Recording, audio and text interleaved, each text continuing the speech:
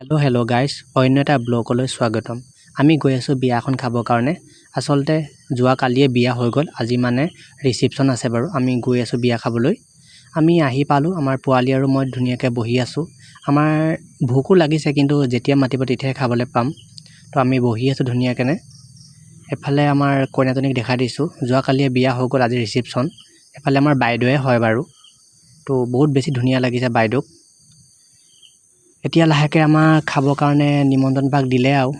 তো এফালে খানাটো আপোনালোকক দেখাই দিছোঁ। মাছ আছিলে বাৰু খানাটোত আজি, কিন্তু গাইজ বহুত বেছি টেষ্টি হৈছিলে। আচলতে চিম্পুল খানা বহুত ভাল লাগে।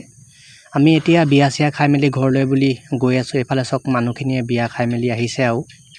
এতিয়া গাইজ গৈ আছোঁ ঘৰৰ কাৰণে মাংসকণ আনিবৰ কাৰণে। আমি খালে নহ'ব নহয়, মাহঁতেও খাব লাগিব। তো এতিয়া মই মেইন ৰোড পালোঁহি।